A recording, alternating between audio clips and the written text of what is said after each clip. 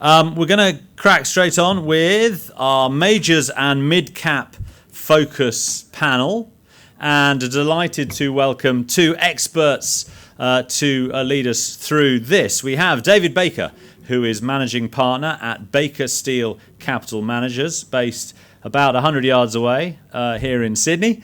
And we have Deborah Caudle, who is the managing director and regional co-head of metals and mining, APAC, for Societe Generale, SocGen. So thank you very much. Can I have a round of applause for our panellists, please? Thank you very much. Okay, we're talking. This is obviously a conference. One-to-one is generally focused on the smaller end of town, but a big part of the industry, an important part of the industry, is the bigger companies who are actually producing the metals and generating cash, returning cash to shareholders. So we'd like to talk a little bit about investment opportunities at that end of the market, and also what we'd like to see the majors and the mid-tiers doing to support the next generation of mining projects. So I think it would be interesting to start off if we can just maybe have a little intro into what you do and what your focus is. So David, if we can start with you. Tell us a little bit Baker Steel and what you're focusing on at the moment. All right. Baker Steel, we've been around since 2001. We're managing, I think, about 700 million US dollars at the moment, predominantly in the gold space, although we do quite a bit in the pre-IPO business, but that's probably about, I think, 70 or 80 million US. But predominantly we have a gold fund, and so the majority of my time is spent investing or researching gold companies. And between 2000 and 2011, I used to buy all the juniors, and you'd often see Baker Steel on a lot of these registers, and would be giving money left, right, and centre to these mining companies to build all these fantastic projects, la-di-da-di-da. And that worked well until it stopped working, which was around the peak of the market around 2011, 2009. And we lost a lot of our investors, and at that point, I think we were managing close to around $2 billion of AUM. So we lost a lot of our money, and then we've had to, refocus and look at how we're basically going to make money out of this sector. And what became clear to us is that most of the money in the gold sector is made from the best gold assets. And they're, not a lot of them, but they basically make all the returns. And what we also found, and so a lot of our money basically disappeared, so we had to find new money. But what we also found is that the mining companies who took our money basically went and spent it. Some built mines, but some basically it disappeared into money heaven. And so those mining companies then had to find another source of money to build their mines. And what they did, they couldn't come to companies like ourselves anymore because we'd run out of clients. So they started going to the royalty companies. And the royalty companies were very clever because they basically said, well, we'll give you the money, but we want part of your margin.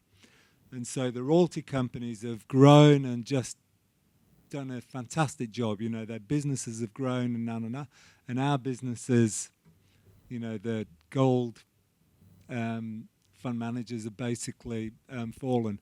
So what we're doing now is basically trying to replicate what the royalty companies have done.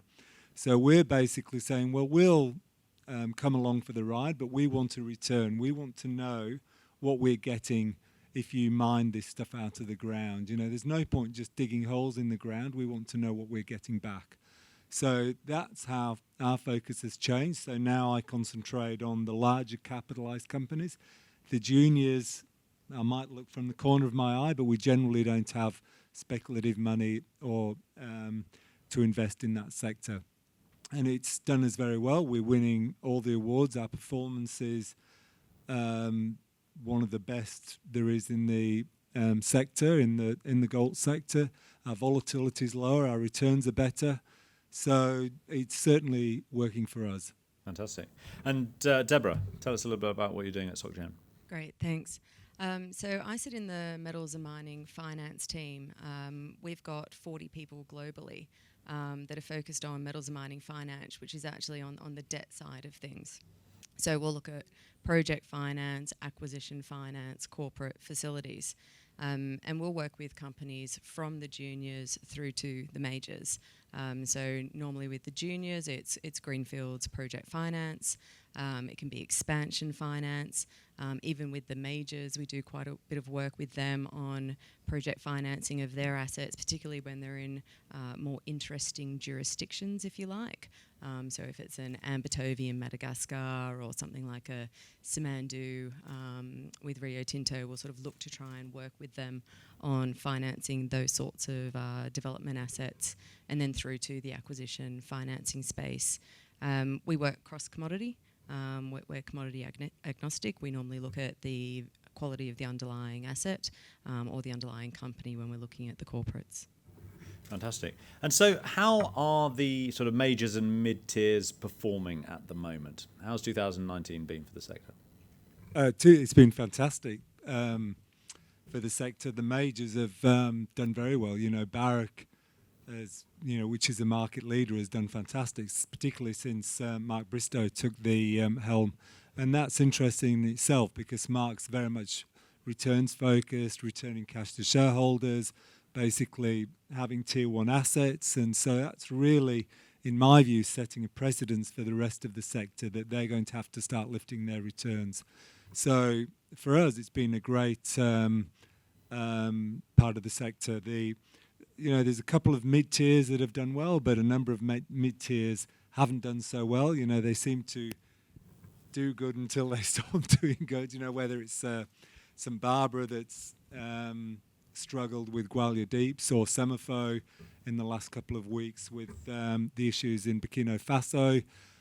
But then there's been others which have done very well, like Alassa and Centera and others. So it's been a very mixed bag, but overall it's been a great sector. But obviously the gold price helps a bit, and it's clear what's happening is that the returns or the cash coming back to the mining companies and then hopefully back to shareholders is certainly increasing. So we're starting to see more of dividend increases. We saw, I think, Barrick raised its dividend 25% last week, and Kirkland Lake by 50%, and we still think they can do considerably more, because when you put these numbers into percentage of their revenue or dollars per ounce, I kind of like to use those metrics instead of cents per share, because I think it conveys more to shareholders than if you just use cents per share. So our view is that you should be buying a mining company or a mine which has at least a 30% profit margin, 30 to 40% profit margin.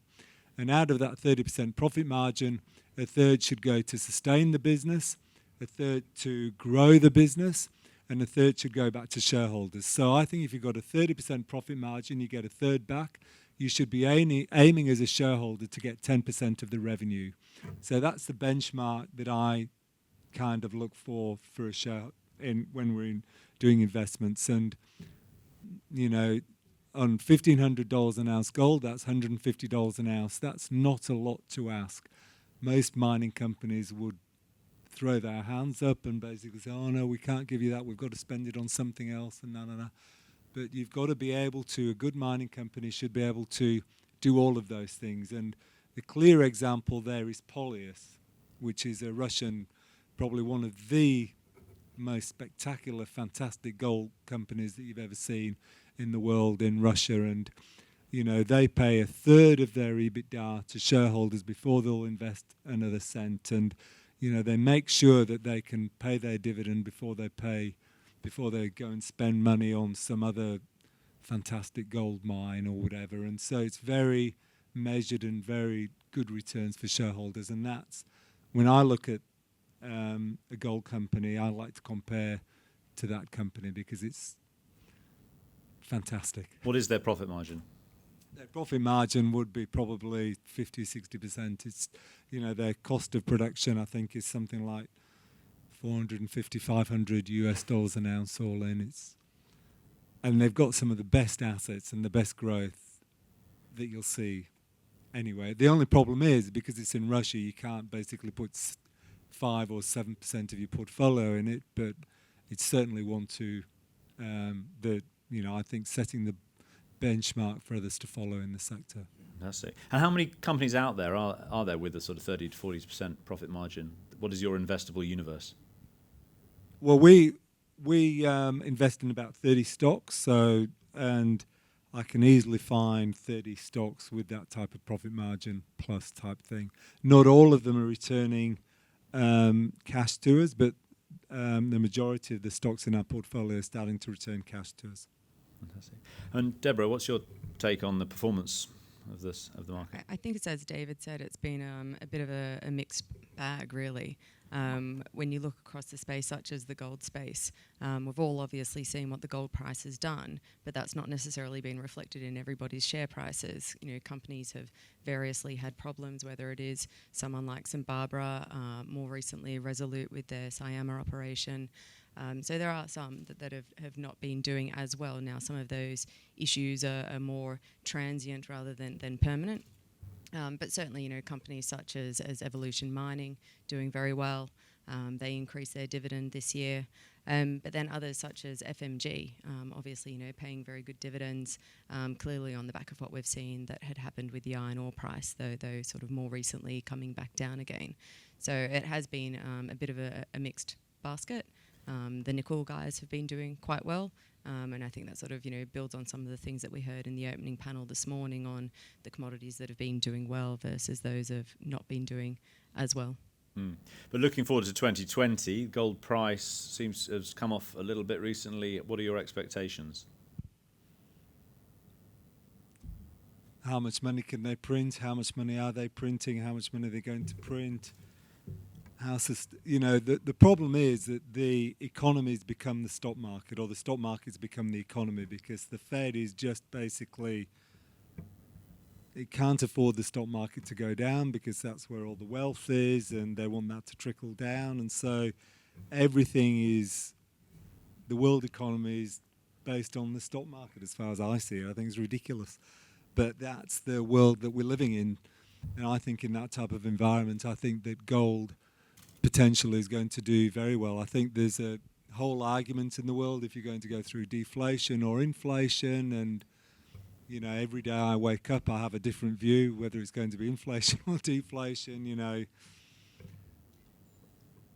I don't know. I think I'm looking for the signs every day, and I think there's way too much debt. I think someone came out today. Was it the World Bank? Don't tell me that. I'm a debt financier. Well, someone came out today basically saying the world debt, $188 trillion or some, not trillion dollars, I don't know what the number was, some ridiculous amount of money, and it had grown too much. And so the debt's a problem. That could be deflation, but you know that the central banks want to inflate that debt away, or deflate that debt away by having inflation. So I think gold's a two-way bet on that. I think if you have inflation, I think you're going to do quite well. I think if you have disinflation or deflation, not disinflation, deflation, then I think gold is the asset of last resort that people will want to own. So, in my personal view, is I think that gold shares actually do probably better in a deflationary environment than an inflationary environment, because it's all about the margin for the gold shares. So, if you can maintain a margin and grow that margin, I think you've got more chance in a deflationary environment, then I think you'll do better. But either way, I think gold is a bit of a good hedge. To what extent do currencies come into your investment considerations? There's obviously a strong US dollar at the moment, a weaker Aussie dollar makes it look very good for the Australian gold companies. Yeah, do we look a lot at currency? Probably not. I mean, we're buying gold. We're trying to buy it at the cheapest way. We'd argue that we can buy it cheaper in the ground than in the vault with the right investment. So we're always comparing how much we're paying for an ounce of gold in the ground versus what it costs us to buy it in the market. I do look at the currency, but I wouldn't, spend a lot of time. No, and us neither. And I guess we are sort of looking at it on a global perspective, given that we are sort of taking our decisions out of, whether it's out of the Americas, out of Europe, out of Australia, when we're going into things. So yes, we have Aussie dollar gold companies in our portfolio, but we also have US dollar gold companies in our portfolio. So ultimately what we're looking at when we're taking that decision on something is actually the cost positioning of the company or the asset. So it's that resilience under different gold price scenarios, and that's what we find is absolutely critical, because you want to be backing the company that at the end of the day, if the gold price is going down, they're going to be resilient and continuing to perform well. And if it's going up, well then that's great, and everyone's pleased with the outcome. At the end of the day, trying to predict the gold price for next year, who knows? Is there a floor for the gold price, do you think? You'd be very surprised if it went below X amount? I don't think anything surprises me anymore, to be honest. I mean, I've been in this sector for a long time, and when I think it's going up, sometimes it goes down, and when I think it's going to go down, it goes up. So, I think I concur with Deborah. You buy the best asset, and that should make you the returns over the cycle. And, we'll look at a lot of different measures to basically construct our portfolio, to basically try and get the best upside for our dollars. And that's basically how we're doing it. So I might have a bit more beta in various points. I've recently been buying a bit of beta in the silver space, but or swapping one part of beta to another part of beta. So I don't think there's a lot of downside in gold at the moment. I think the central banks in the world have gone crazy. I mean, absolutely bananas. But who hasn't at the moment? It's, long may it last. Long may they kind of keep the ball rolling. I'm not convinced they will, but we'll see. Who knows? You mentioned earlier that you... Oh, sorry. Oh, sorry. I was just going to say, certainly at the end of the day, the decisions that we don't take basis on spot price. Yeah. For example, it's always a much longer term view, and that applies whether we're looking at something in gold, if we're looking at something in lithium, iron ore, any of the base metals. That's always the way that we're looking at things, is that those fundamentals and what's that resilience through a price cycle. And I think you also, I look at the risk reward, so I kind of try and gauge what my downside is relative to my upside. So I think if I can, if I put 10, 15% at risk, but I think I can treble or double my money, I don't think that's a bad investment. So I'll look at, and also I think what you've got to remember is these commodities, I mean, I've been in this game for a long time, and when the cycles come, they come hard, So you've got to be very prepared for that, is my view. So, when, commodities or the gold price doesn't go up 15% and then stop, if it's going to go, it could go at multiples. Anything could happen. So, and the same on copper or other commodities. And I kind of think it's about that risk reward, making sure that, your position. Silver's a classic at the moment, probably... its downside might be, a couple of dollars, but its upside probably multiples of where it is now. So that looks like an interesting bet. And then playing silver versus the stock market and all these, it's fascinating games. And I think that's where so much of it comes back to the portfolio approach that you might be taking, and obviously each investor is going to have their own view. But if we were sitting here 12 months ago and trying to say what we thought the gold price was going to be in either USD or Australian dollar terms, we'd have gotten it wrong. So at the end of the day, the only things that you can kind of control are the assets that you're choosing to have in your portfolio to back, and making sure that whichever way it goes, that it's a sound investment. Which commodity is offering the best margin at the moment then, would you say? Australian dollar gold is very strong. Fantastic. David, you mentioned earlier that you like your companies to be looking to do sort of give back to the investors, a third to sustain and a third to grow. That third that goes towards growing, how would you like them to be spending that money? Drill bits in the ground or Exploration's a good way to, and to be honest, I've just been at the Denver Gold Show, and we've interviewed a lot of the major mining companies. I mean, some of the assets out there are just spectacular. They're just mind-blowing. I haven't seen assets like this for a long time. So I kind of think that there's a lot of opportunity to make money by putting money into the ground. I mean, it's like the Barrick, their 4 Mile Hill project in Nevada. I mean, it's phenomenal. I mean, what they've got in Nevada and what they're finding is absolutely incredible. So that's where you're going to see the most value. People talk a lot about consolidation and M&A and that type of thing. And,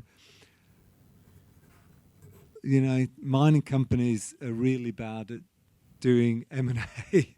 And, some get it right. Kirkland Lake got it right with Fosterville, but the majority of them don't add a lot of value. So I kind of like the blueprint that, some of the mid-caps are doing. They're basically putting a bit of money into some of the juniors and financing those. That saves me doing a lot of the due diligence. I think they've got better expertise than I have.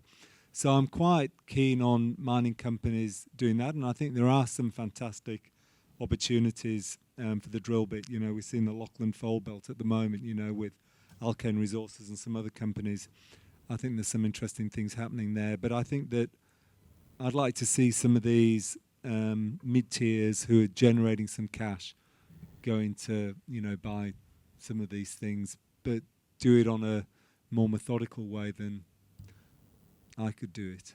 Yeah, and I think that's something that we've certainly seen more of in the past 12 months than I can recall having seen in previously, which is those mid-tier mining companies taking stakes in the junior miners. So whether it's an Evolution Mining, St Barbara, Resolute, we've seen BHP, Newcrest with SolGold. We hadn't really seen a lot of that in the past. And to be fair, one of the things that we do have now in Australia is actually a fairly solid mid-tier. Whereas if we go back 10 years ago, we didn't have that mid-tier.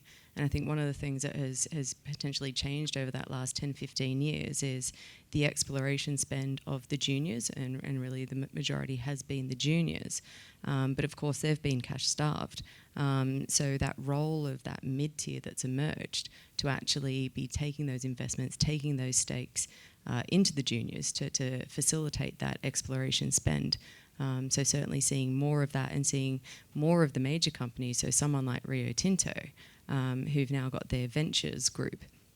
And again, that's about getting in at these earlier stages, and that's not something we've seen for quite a while. So we're seeing these, mid-tier and major companies wanting to know how can they actually use their strengths to work with the juniors, to support the juniors, to get some of these projects into development. If you look at something like what Oz Minerals has been doing with Cassini, I think that's a really great example of where the space has been going. Yeah, we certainly see a lot more of the majors and mid-tiers sending their exploration and corporate development teams to our events. Rio Ventures come along, which is good for us for getting more investors, but bad because every now and again we lose a client and they get bought out. But anyway, do we have any questions from the audience at this stage? I have some more questions, but in case you want to jump in and ask something. Oh, Jeff. Just very briefly, Jeff Muellers. Just wanted to know your view on hedging, and is it something that you'd like to see companies doing more of, particularly with the strength in the local currency, or you're agnostic on hedging at these levels? Okay, so I mean, I look at it from a debt perspective. So on the hedging side, we're typically agnostic. It's to the extent that under a downside scenario, someone requires it to be able to underpin their debt repayment. That's principally what we're looking at. One of the things that I would say that we've seen over the past 12, 18 months, probably even going back 2 years, is more interest from the Australian gold space to be putting on that hedging, to be locking away a certain level, and that's not being driven by the banks requiring it. It's actually the companies wanting to have that themselves. I think there's not a lot of contango in the market, so the forward prices aren't much better, so in the when was it, the 1990s. It was all about people were forward selling because they could get better prices, and it was a good way to raise revenue. But when you've got negative real interest rates or very low interest rates, there's just I don't think there's a lot of forward curve. So to me, I think that a mining company that does it to protect an investment or protect some debt, then I think that's fine. But I think that you're not going to see a lot of mining companies load up their balance sheet and hedge. And if they did, then I wouldn't be there. I just don't see the reason to do it in this type of environment. I think you've got more chance of the gold price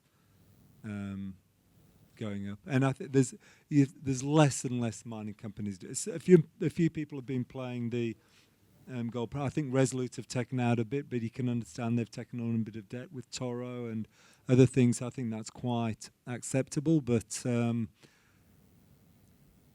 yeah, I think it's normally driven around a specific purpose. So even Newcrest, when they were doing the pit wall pushback on Telfer, putting some hedging specifically around that capital program to underpin that investment. So I think that's typically where it is.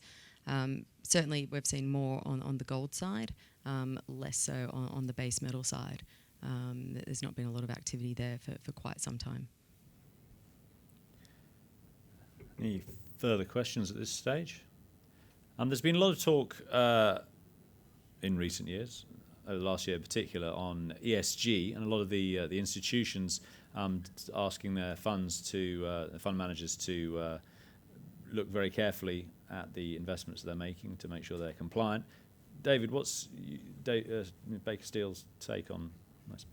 Well, really, it's in the last 6 months, it's something that comes up in every investor, every client meeting that we have now, all about the ESG. So we've just joined the UN. I've got some ESG thing that I don't know a lot about it because it's coming out of London. So we've just signed up for that, and the World Gold Council came to see me last week, and they're just doing all these points for ESG. I think they've got 20 bullet points or recommendations for companies. So I think it's a good thing. When we go and look at a mine, when we're doing our due diligence, it is quite important to us, to know that these mining companies are doing something sustainable and interacting with the local communities. And, it is certainly something that's on the radar. And, the solar things that people are doing now is fantastic, and it can't be anything but positive. So I think it's a very good sign for the mining industry and the gold sector and all mining companies to be sustainable, as everyone should be in life. Yeah, no, I think it's certainly something over the last 2 years that has come to the absolute fore of most conversations. And when we look at the majors at the mid-tiers, you only have to look at Rio Tinto exiting coal last year. They were the first of the diversifieds to have done so. Glencore capping their thermal coal. We've seen South 32 more recently selling their South African thermal coal. So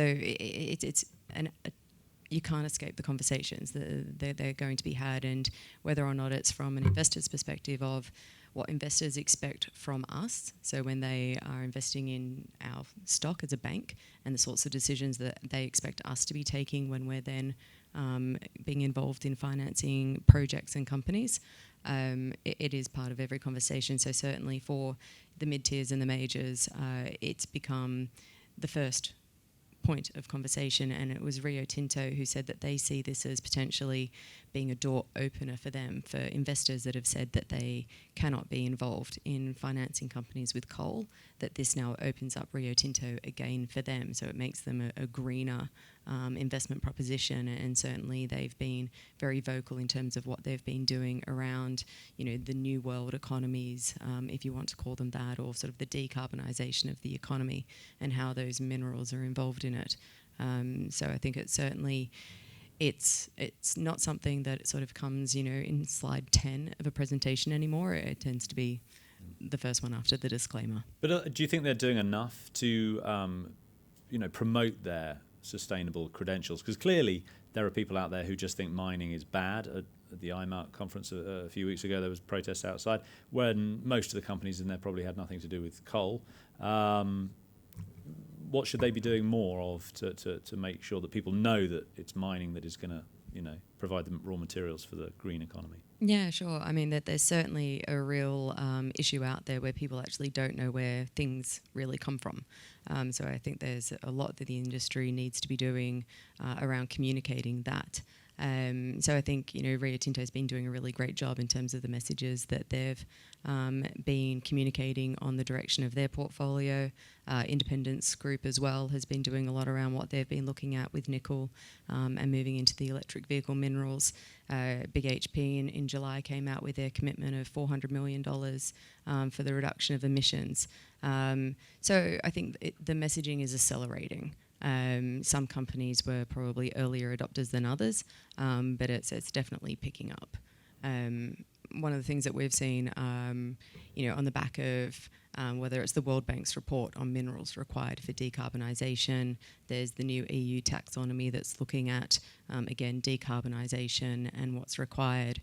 And we've been doing a lot of work looking at sustainable financings for mining companies. And certainly, speaking with the CEOs and the CFOs, this is something that they all want to learn more about. And we're going to see these things brought in to regulations in Europe.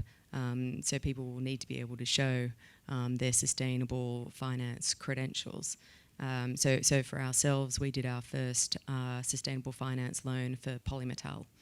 We closed that a couple of months ago, and that facility involved KPIs around water usage, CO2 emissions, tailing storage facilities, and I think we're going to start seeing more and more and more of that, so that people's financing facilities are actually part of conveying those messages of commitment to sustainability and moving the industry forward. Fantastic. That's fascinating, because I kind of think that's going to raise a hurdle, the hurdle rates or the cost to do these, and I kind of think that a lot of the juniors just won't have that expertise. I think that's my challenge. So I kind of think, again, this plays into the trying to hook in another mining company, a more established mining company, to get them on your register would be the way I'd kind of try and move forward. But I guess the juniors don't have as big a footprint, so they don't have a biggest footprint, but I think that if you've got a good asset, and they always tell me they've got a good asset, I think it's not I think it's a thing that I'd be paying more attention to, because I know from our point of view that, it's going to be harder from next year to invest in things which don't tick all the ESG boxes. Who are the best in this space, though? Who should they be looking to as a good example? Polymetal, I think, is a really good example. Where we've also been working on another one with Rusal. So again, sort of looking at their aluminium coming from hydro. Rio Tinto's done a lot of work around their aluminium coming from hydro. And now there's various companies in Australia that are looking at implementing renewables as part of their power solution, particularly some of these remote operations. So having an element of renewables as part of those power solutions. There's a lot of chatter around hydrogen and whether or not that can end up being part of the solution as well. So I think some of the ideas are in their infancy, but that there are certainly some companies out there that have been quicker to move to adopt. And but back to what David was saying, I think it would be difficult for a junior to really be the leader in the same way that the safety benchmarking and practices, etc. A lot of those have been informed by what the majors have been doing and their processes and procedures, and then sort of bringing those throughout the industry.